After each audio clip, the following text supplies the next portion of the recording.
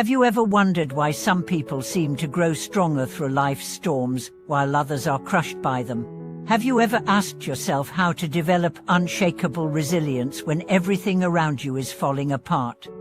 Welcome back to the channel.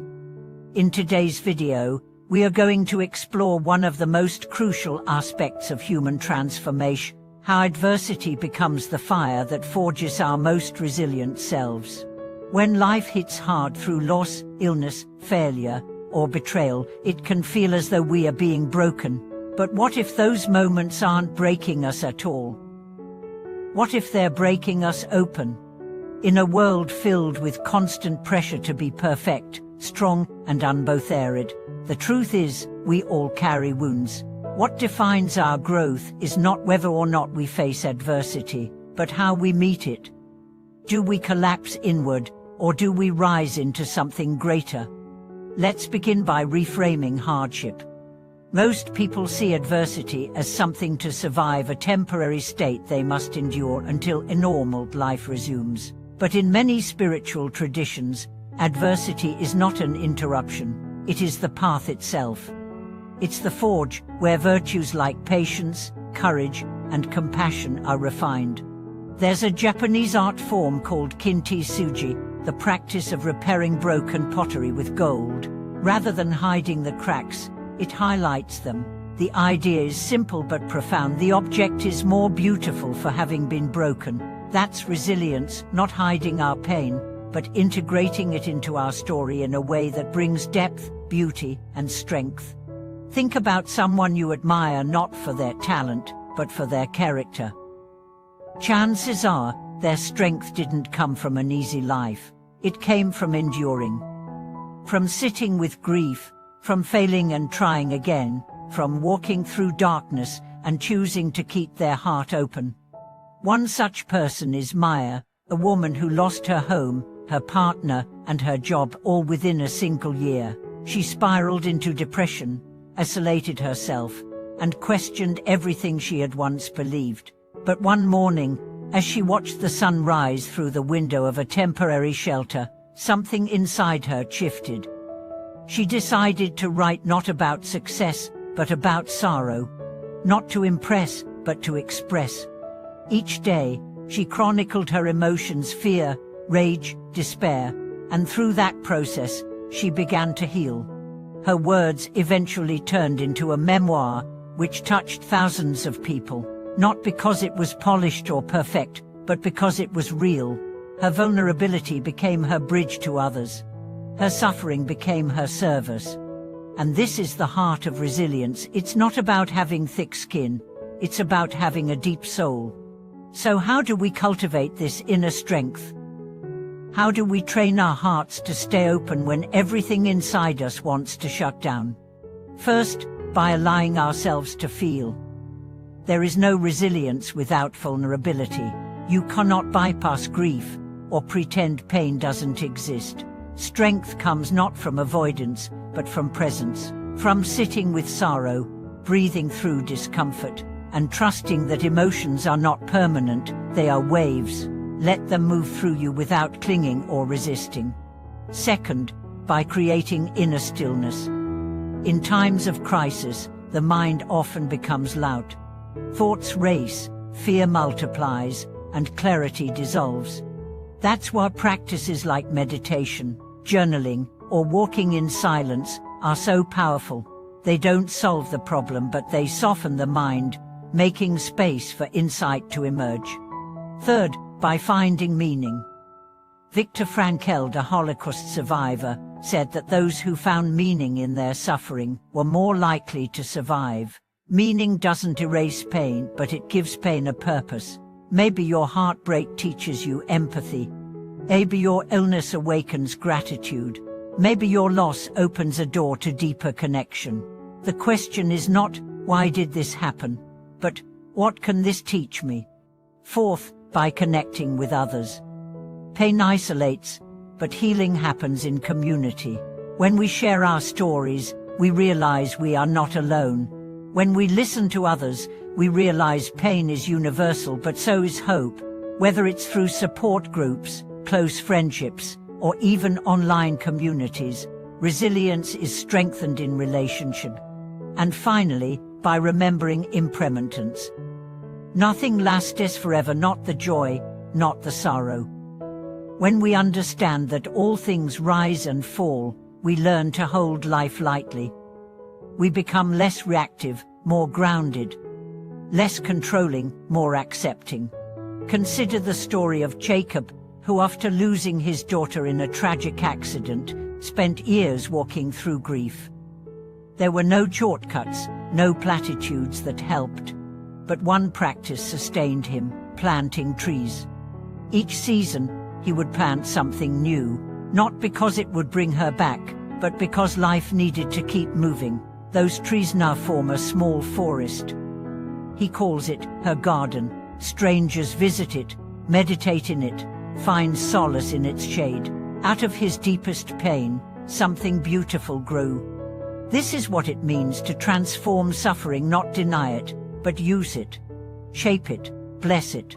So the next time life brings you to your knees, ask not how do I survive this, but who can I become because of this? Within every adversity lies the seed of awakening. Within every wound, the potential for wisdom. The fire that burns you today may be the same fire that forges your strength tomorrow. True resilience is not loud. It doesn't boast or declare itself in grand gestures. It reveals itself quietly, in the moments when you choose to stand back up, when no one is watching. It grows in the spaces between breaths, in the silence of self-compassion, in the steady hands that reach for hope even as the heart trembles. Many people believe that being strong means being unaffected, but being resilient doesn't mean you never feel broken. It means you allow the breaking to deepen you, not diminish you. You let the experience pass through you, refining your spirit, instead of hardening your heart. Think about the lotus flower, a symbol in many Eastern philosophies. It blooms in muddy water, rising from the murkiness into the light. It doesn't escape the mud, it grows through it. Likewise, we don't transcend our pain by denying it.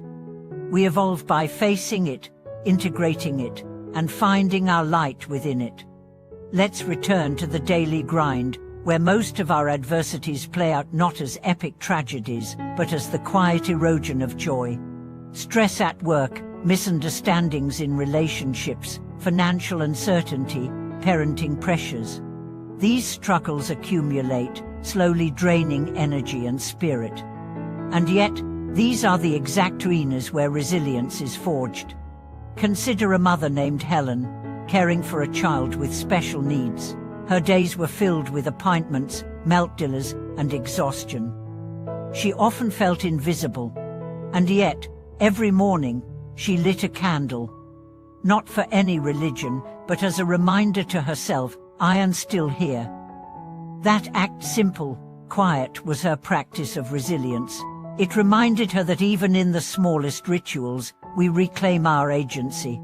Or think of Leo, a teenager battling anxiety. For months, he couldn't get out of bed. But she made a rule: he would open the window every morning. Just that. One act. Eventually, it became two. He would open the window, then journal one sentence. Then it became three. Slowly, the ritual built momentum.